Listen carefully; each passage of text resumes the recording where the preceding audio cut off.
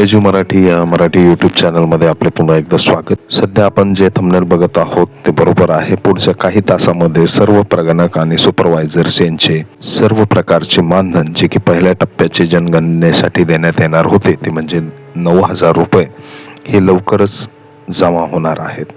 पुढील काही तासामध्ये ही कारवाई होण्याची शक्यता आहे। 9 जुलै 2026 रोजी एक GR जो की आपण स्क्रीनवर पाहू शकता, केंद्र शासनाकडून जनगणना 2027च्या कामकाजासाठी प्राप्त झालेल्या निधीचे वाटप करण्याबाबत हा GR महाराष्ट्र शासनाने काढलेला असून त्या अनुषंगाने सध्या जोरदार अशी तयारी शासनाकडून करण्यात येत आहे आणि याची अंमलबजावणी लवकरच पार पडेल अशी शक्यता लगेच जाणवते आहे। बऱ्याचशा तालुक्यांमध्ये, बऱ्याचशा जिल्ह्यांमध्ये प्रगणकांकडून किंवा सुपरवायझर जे की पर्यवेक्षक होते यांच्याकडून त्यांचे अकाउंट डिटेल्स मागवण्यात येत आहेत, काही ठिकाणी घेण्यात आलेले आहेत।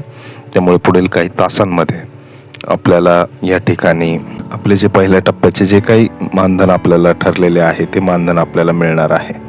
आपण जर नीट बघितलं तर केंद्र शासनाच्या आदेशान्वये राज्य शासनास PFMS प्रणालीद्वारे एकूण जे काही पैसे आलेले आहेत ते म्हणजे 256,07,37,953 रुपये इतका निधी उपलब्ध करून दिलेला आहे। तसेच यापूर्वी काही शिल्लक निधी होता, तो होता 52,52,46,021।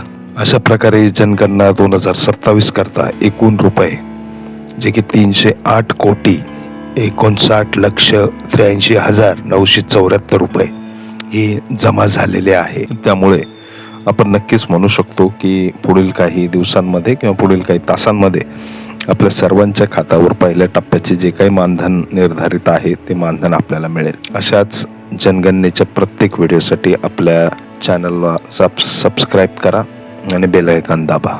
धन्यवाद।